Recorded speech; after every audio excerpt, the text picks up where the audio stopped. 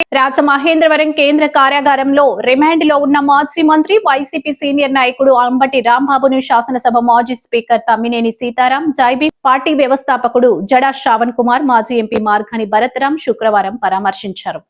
అనంతరం జైలు బయట తమ్మినేని మీడియాతో మాట్లాడుతూ అంబటి రాంబాబు జైల్లో చాలా హ్యాపీగా ఉన్నారని, ఇక్కడ మీరు హ్యాపీగానే ఉన్నారా అని ప్రభుత్వాన్ని ప్రశ్నించారు. ప్రజాస్వామ్యాన్ని తుంగలు తొక్కి ప్రతిపక్ష నాయకుల ఇళ్లపై పెట్రోల్ బాంబులు, కర్రలు, కత్తులతో దాడులు చేయటం సరికాదన్నారు. త్వరలో రెడ్ బుక్ రాజ్యాంగం తోలు వలిచి బ్లూ బుక్ వస్తుందని, అప్పుడు మీ పరిస్థితి ఏమిటో తెలుసుకోవాలని హితో పలికారు. జడ శ్రవణ్ మాట్లాడుతూ ఒక న్యాయవాదిపై ఈ విధంగా 53 కేసులు పెట్టి రిమాండ్కు తరలించడం దుర్మార్గమని వ్యాఖ్యానించారు. నెయ్యి కల్తీ చేయటం, శాంపిల్ టెస్టులు కూడా మీ ప్రభుత్వ హయాంలోనే జరిగాయని ఆరోపించారు. మార్గాని మాట్లాడుతూ అంబటి టైగర్లా ప్రవర్తిస్తుండటంతో చంద్రబాబు, పవన్ కళ్యాణ్, లోకేష్ కూటమి ఎమ్మెల్యేలకు ఏం చెయ్యాలో తెలియటం లేదన్నారు. త్వరలో అధికారంలోకి వచ్చేది వైసీపీయేనని, ఆ తర్వాత ఈ అరాచకాలన్నిటినీ తిప్పికొడతామన్నారు. రాజానగరం మాజీ ఎమ్మెల్యే జక్కంపూడి రాజా, వైసీపీ రాష్ట్ర నాయకులు గిరిజాల బాబు, గుర్రం గౌతమ్ తదితర నాయకులు, మాజీ కార్పొరేటర్లు వారి వెంట ఉన్నారు.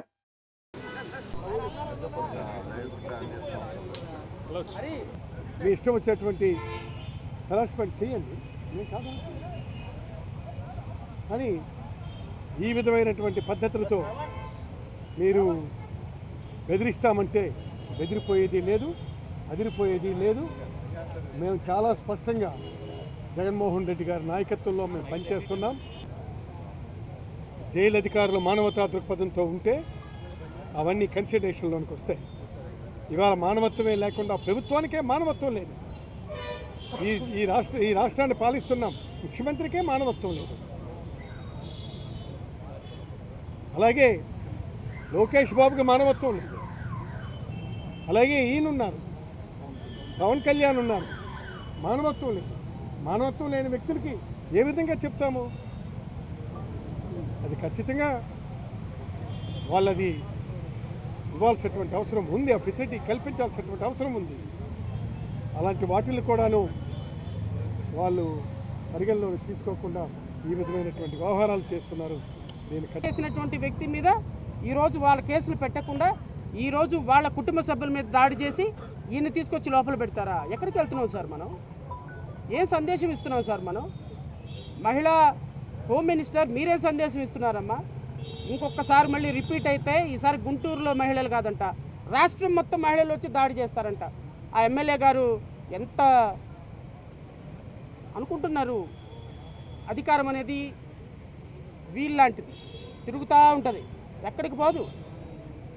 నువ్వు అట్టు పెడితే అట్టున్నర పెట్టే రోజు ఒకరోజు వస్తుందమ్మా, కంగారు ఏం లేదు. అధికారం నీ దగ్గర ఆగిపోదు. మీ చంద్రబాబు నాయుడు సెలేసుకొని ముఖ్యమంత్రిగా ఉండడు, మీ నారా లోకేష్ 24 గంటలు మిమ్మల్ని కాపాడు.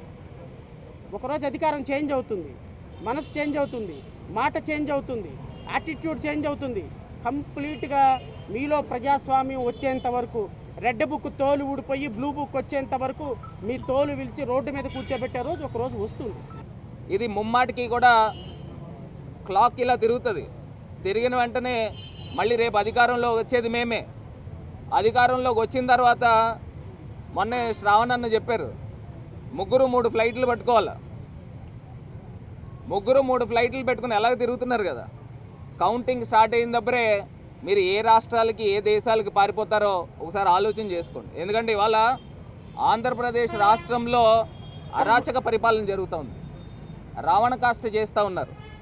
ఇది ప్రజలు ఎట్టి పరిస్థితుల్లో కూడా ఒప్పుకునే పరిస్థితులు లేవు. నేను అడుగుతా ఉన్నానండి, మీ ఇంట్లో ఆడవాళ్ళ రాంబాబు గారు వాళ్ళ ఇంట్లో ఆడవాళ్ళు కాదా? జోగి రమేష్ గారి ఇంట్లో ఆడవాళ్ళు కాదా? వాళ్ళ ఇంట్లో ఆడవాళ్ళు ఉన్నారు కదా. మీరు ఇంటి మీద పెట్రోల్ బాంబులతో దాడి చేస్తే జరగకూడదు జరిగితే అక్కడికి వచ్చిన వాళ్ళు కూడా అందరూ గంజాయి మత్తులో ఉన్నారు, అందరూ కూడా తాగిన మైకంలో ఉన్నారు. మనకి ఏమన్నా చెప్పి చేస్తారా?